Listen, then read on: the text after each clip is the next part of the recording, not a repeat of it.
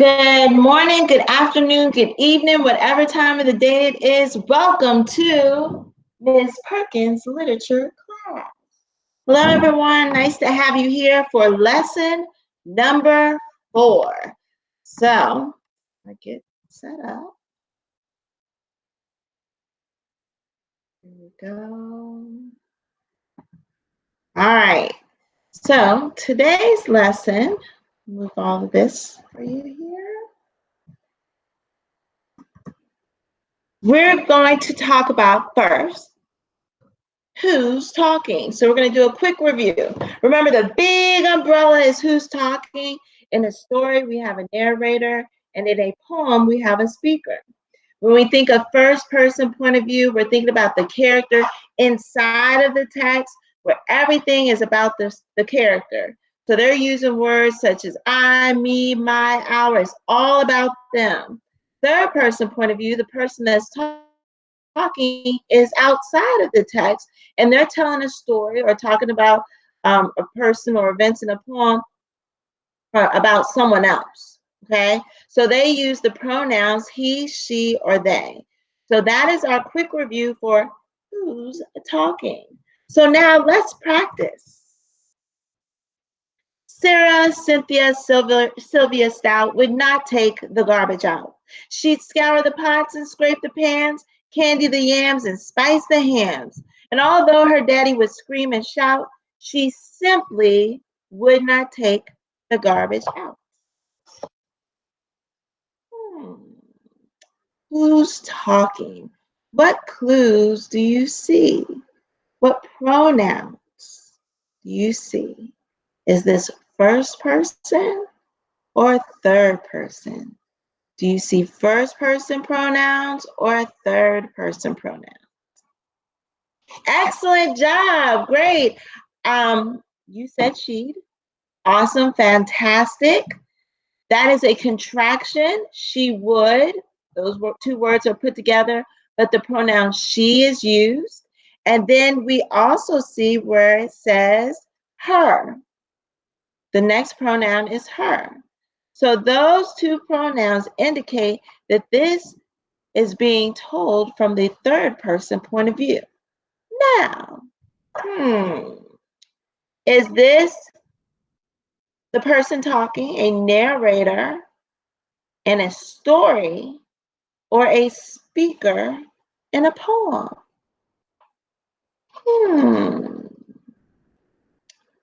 Now look at the structure. And I see lines, not so much sentences. And I see some rhyming. So I can make the inference that this is a poem. And because this is a poem, I know that the person who's talking is a speaker. Now, who are they talking about? Take a minute, read it. And as you're reading, think to yourself, who is this speaker talking about? Fantastic. I heard Sarah, Cynthia, Sylvia Stout. Excellent job. Good. And I also heard she'd and her, which are both pronouns referring back to Sarah, Cynthia, Sylvia Stout. Great job. All right, so now what's the main character's conflict? Let's see.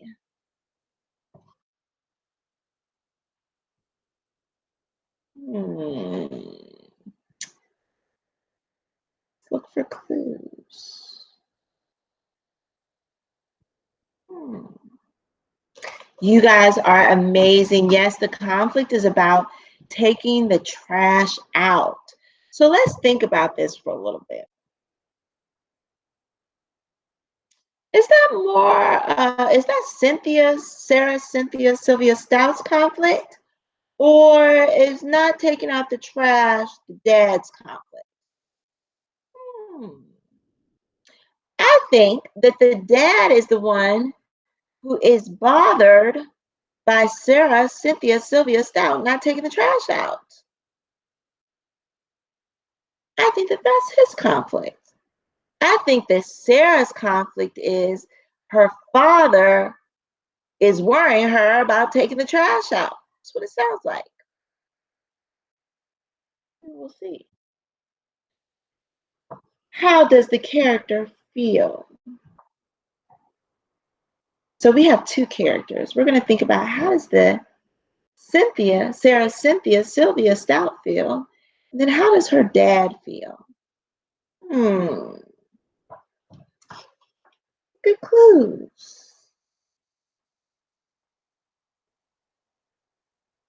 So she'd scour the pots and scrape the pans. That should have an R there. Scrape the pans. Candy the yams and spice the hams. So she pretty much feels it's like she's unbothered by this whole thing of her dad worrying her about taking the trash out. And it sounds like there's a lot of trash, so maybe she might be feeling overwhelmed. We'd have to continue reading the poem to see. Let's see. How does her dad feel? It says, although her daddy would scream and shout, she wouldn't take the garbage out.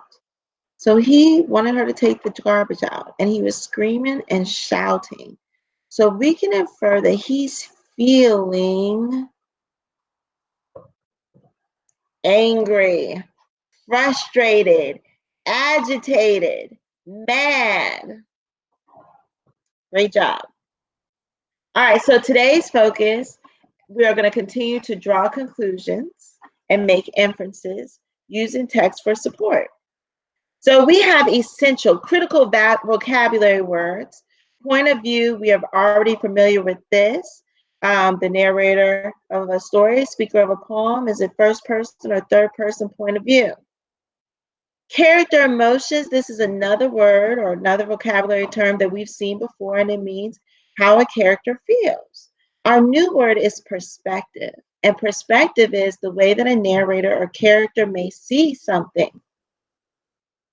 So now let's go ahead and let's look at our video that I made, by the way, first go around. All right. And I used Adobe Spark, which is a lot of fun. You can make movies on there. You can do little commercials, a lot of fun. Point of view. Point of view impacts perspective, how the narrator sees things. What's the narrator's perspective? What does the narrator think? And how does the narrator feel? What's the character's perspective? What does the character think? And how does the character feel? The way that narrators or characters may think and feel about something may be very different.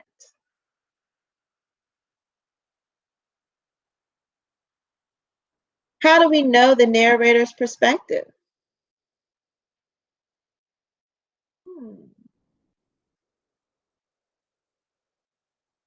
By what the character may say, think, or do.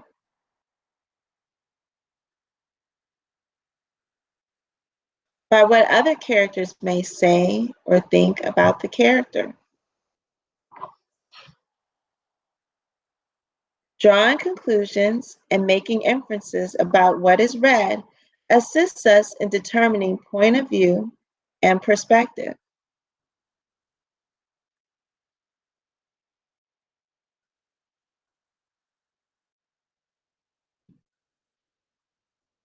All right, so what we are going to do now is we are going to get ready to read our book, The True Story of the Three Little Pigs. But before we do, I have created a Venn diagram, graphic organizer, to help me with my thoughts. So at the top, you see those two lines. I'm going to compare, when we are finished, the true story of the Three Little Pigs to the actual story of the Three Little Pigs. And I'm going to think about when I do my Complete my graphic organizer. I'm going to think about the narrator, character, feelings, and perspective. So on my outer circles, those are the differences. And in my middle circle, that's the similarities that I'll find. All right, so let's go ahead and read. And so I'm going to come out of here so I can make sure you can see the pictures of the book. All right, so right this way. Starting off where we stopped yesterday. I'm going to read the page before, just in case anyone has forgotten. I had just grabbed the doorknob when I felt another sneeze coming on. I huffed and I snuffed and I tried to cover my mouth, but I sneezed a great sneeze. And you're not going to believe it, but this guy's house fell down just like his brother's. When the dust cleared, there was a second little pig, dead as a doornail. Wolf's honor.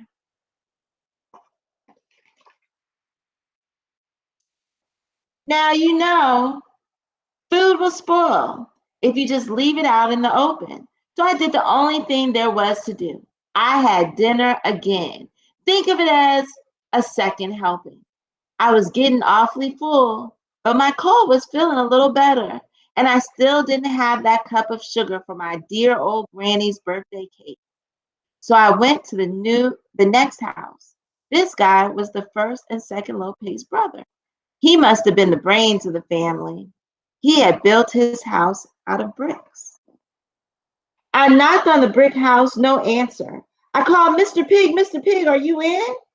And do you know what that rude little porker answered? Get out of here, wolf. Don't bother me again. Talk about impolite. He probably had a whole sack full of sugar, and he wouldn't give me even one little cup for my dear, sweet old granny's birthday cake. What a pig. I was just about to go home and maybe make a nice birthday card instead of a cake when I felt my cold coming on. I huffed and I snuffed and I sneezed once again. Then the third little pig yelled, and your old granny can sit on a pin.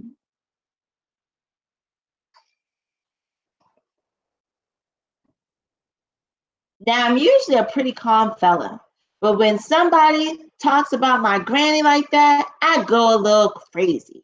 When the cops drove up, of course, I was trying to break down this pig's door, and the whole time I was huffing and puffing and sneezing and making a real scene.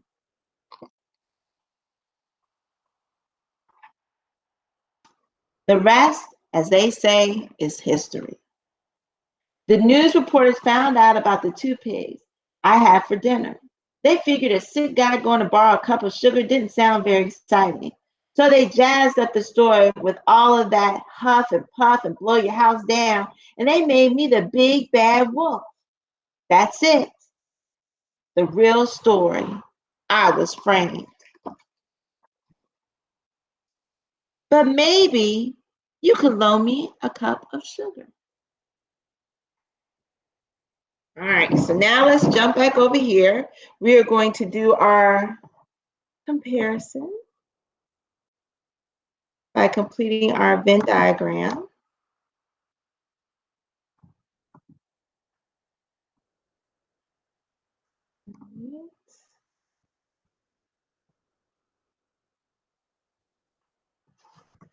Okay, so on the left side, I wrote the true story, and I know that this is written in first person point of view, and the person or the character is the wolf. I know that the wolf feels misunderstood, and his perspective is he is innocent. On the right side, I put the three little pigs. It's written in third person point of view. The narrator is telling a story about the little pigs. The narrator feels convinced, he is sure, he is confident. And his perspective is he believes, he's confident that, he's sure of the fact, he is convinced that the wolf is guilty. In the center, Both stories are similar because they're stories. They have character setting, plot events, they're fiction text, and they both have narrators. Now, I want to stop and mention something to you. Throughout this whole process, when we think about point of view, identifying the narrator of a story, character traits, character feelings, character perspective, those are all skills that require us to make inferences and draw conclusions. So although sometimes we think making inferences and drawing conclusions are really challenging, we do it every day, all day. We take information and we use our own background knowledge in order to make an educated guess about something. So you guys did an awesome job making inferences throughout this entire process. So what you are now going to do, or later on, you're going to complete one activity in each column of your choice board. For your readings listed on the choice board, please find my graphic organizer. Please do not forget to compare and contrast the characters' perspectives and feelings from the text using a Venn diagram. So we're going to look back at this. When you complete your activity, you could do it two ways, okay? One way is you could take one story and you could take the two characters in the story and you can compare the characters. So you first write down their name, character one's name, their feelings, their perspective on the conflict. Then in the circle on the right, you write down the other character's name, you write down their feelings, and you write down their perspective, how they see the conflict. Okay. Then in the center, you would write how both characters were similar. Now, you would not need to include the narrator if you're comparing people in the same story. Or, yes, a story and a poem. If you are using two texts, you want to make sure that at the top you write the name of one text on the left, the other text on the right. And then you would also write down whether a narrator was used in both texts, whether a speaker was used in both texts. You would write down the characters from both texts, different circles, their feelings and their perspectives. And then in the center, you would write down how they're similar. Okay, so similar to what I did here. The true story, the three little pigs. I wrote down the narrator, first person. I wrote down the character, I wrote down the character's feelings, and I wrote down the character's perspective.